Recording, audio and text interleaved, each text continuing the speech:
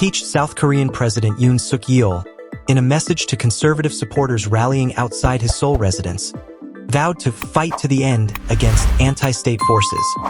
While his legal team warned Thursday that police officers attempting to detain him could face arrest by his presidential security service or even civilians, Yoon's latest statement of defiance came as the Corruption Investigation Office for high-ranking officials prepared to execute a detainment warrant against him that was issued by a Seoul court on Tuesday and is valid for 1 week. The warrant was issued after Yoon evaded multiple requests to appear for questioning and blocked searches of his office, hindering an investigation into whether his hours-long martial law imposition on December 3 amounted to rebellion.Oh. Dong-woon, the anti-corruption agency's chief prosecutor, has indicated that police forces might be deployed if Yoon's security service resists the detention attempt, which could occur as early as Thursday. But it remains unclear whether Yoon can be compelled to submit to questioning. Yoon's legal team issued a statement on Thursday warning that any attempt by the anti-corruption agency to use police units for his detention would exceed their legal authority. The lawyers said police officers could face arrest by either the Presidential Security Service or any citizens if they try to detain Yoon. They didn't elaborate further on the claim. South Korean law permits anyone to make an arrest to stop an act of crime, and critics accused Yoon of inciting his supporters to obstruct attempts to detain him.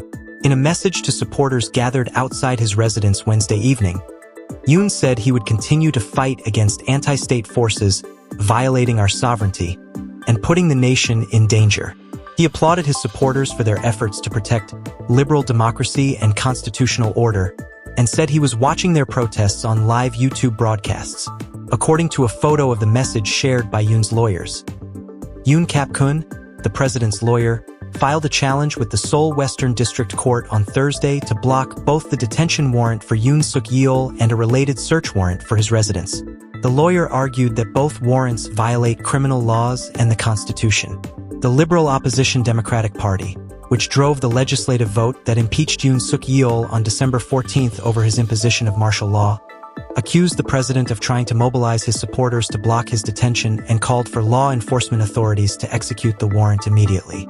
Braving sub-freezing temperatures, thousands of Yoon's supporters rallied for hours near his residence on Thursday amid a heavy police presence, waving South Korean and American flags while chanting, "Nullify the impeachment," and "We will protect President Yoon Yeol." Yoon's lawyers have argued that the court's detainment warrant is invalid, claiming that the anti-corruption agency lacks the legal authority to investigate rebellion charges.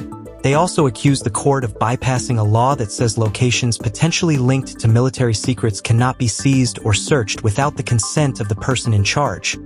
If Yoon is detained, the anti-corruption agency will have 48 hours to investigate him and either request a warrant for his formal arrest or release him. Yoon's defense minister, police chief, and several top military commanders have already been arrested over their roles in the martial law enactment. Yoon's presidential powers were suspended following a National Assembly vote to impeach him on December 14 over his imposition of martial law, which lasted only hours but has triggered weeks of political turmoil, halted high-level diplomacy, and rattled financial markets. Yoon's fate now lies with the Constitutional Court, which has begun deliberations on whether to uphold the impeachment and formally remove Yoon from office or reinstate him.